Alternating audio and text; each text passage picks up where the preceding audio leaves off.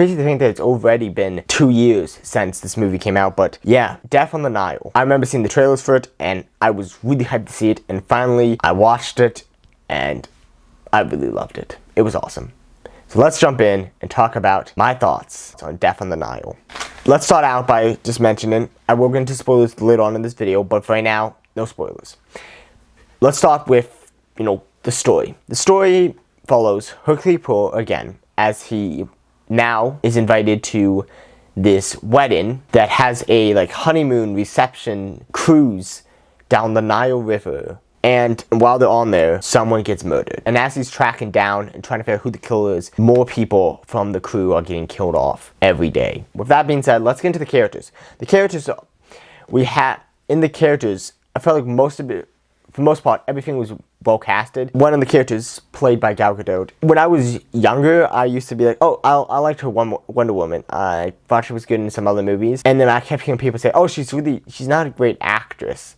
But I never saw it. And when I saw the trailers for this, I'm like, oh yeah, she's a good actress. Oh, she's gonna be good in it. Now I'm getting older, I'm starting to see her movies. I'm like, okay, yeah, she isn't really great at acting.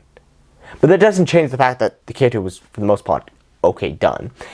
All those, a bunch of, famous actors and actresses playing in these characters, playing these roles, and for the most part, I felt like all of them were well done. And their characters were, deep and had each their own little backstory and their own little tie to why they could have been the murderer. I think again, just like with the first one, I think the big thing that draws me into these stories are, of course, being a murder mystery, and I love murder mysteries, and the visuals. Just like with the first one, the visuals are amazing. And this time, instead of snowy biomes, it's Egypt, and you get to see the pyramids, you get to see all these beautiful sceneries. I'm like, oh.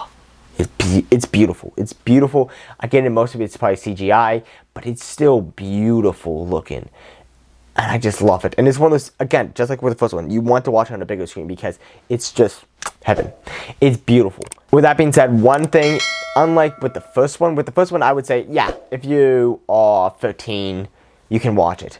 With this sequel, honestly, that's when I get into no. Some people might be okay with it more, but it has a lot, one of the big themes to this whole thing is a lot of, while it doesn't show anything, just sexual content. It has a lot of implying, they keep talking about all this different stuff, and you have it so when they're dancing, they're very sexual dances type way.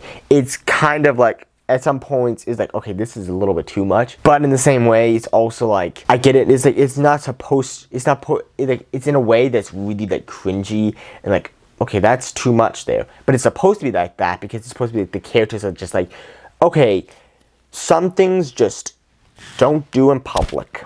Why are you doing that in public? It's kind of that mentality that goes into this. Why are you doing this in public? And you feel that, why is this in this movie? Can we move on? So it's what it's supposed to be, but it's still, kind of okay, if you are one of those type of people who can't really stand that type of stuff at all, yeah, I would warn that, and I would not show it to younger teens until they're old enough to really, know, yeah, we can move on from that, and that's not what we can dwell on and all that different stuff. But that was an aspect that I would make sure to put out there is if you have younger teens or kids, this is not a movie you want to show to them because it has that type of content in it. Unless you really, it's up to you, because if you want to show it to your kids, then that's your choice, and I'm not going to tell you what to do. And then one more thing before we go into spoilers I'm going to mention is, I don't like it how in this movie, I talked about this in the first video, how I kind of liked it. So this version, I don't like it how they don't really address the problem of, black people wouldn't, they have one moment where they kind of address it, but for the most part, black people are treated like there's not a difference in this movie. That's probably a better way to put it, because we all the same. But in that time period, you had segregation. You had it so black people are here, white people are there.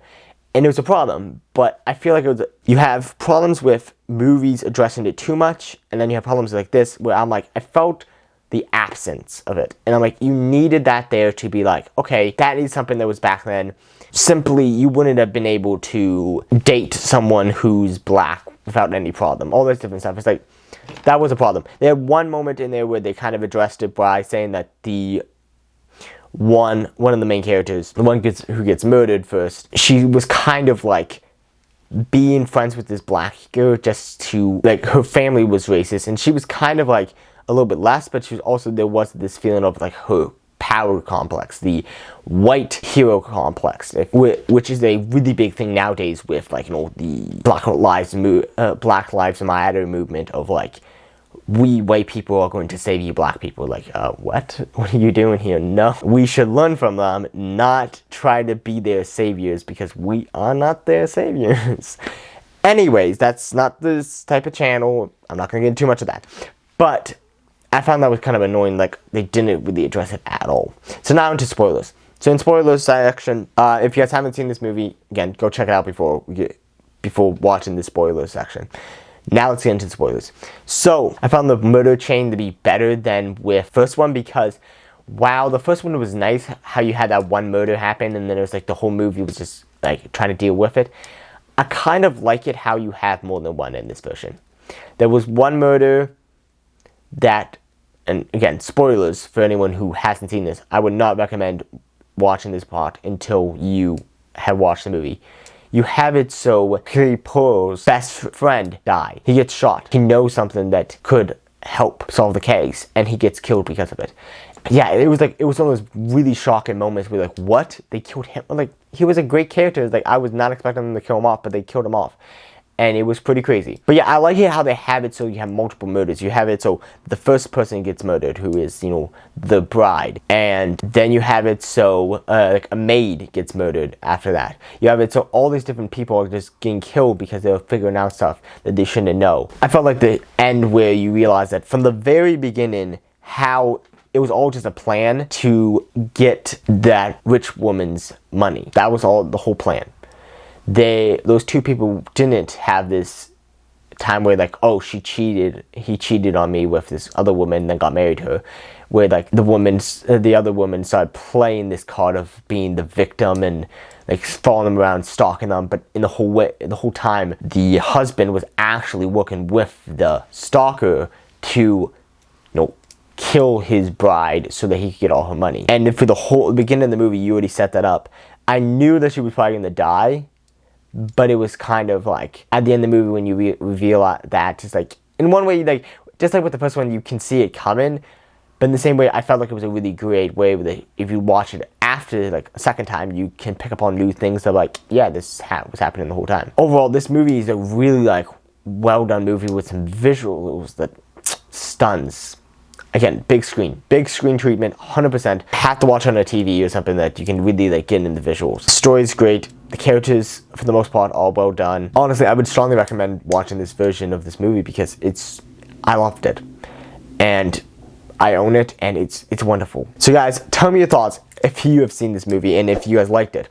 If you guys want to see more videos like this, please consider subscribing and hitting that thumbs up so that I can make more videos like this.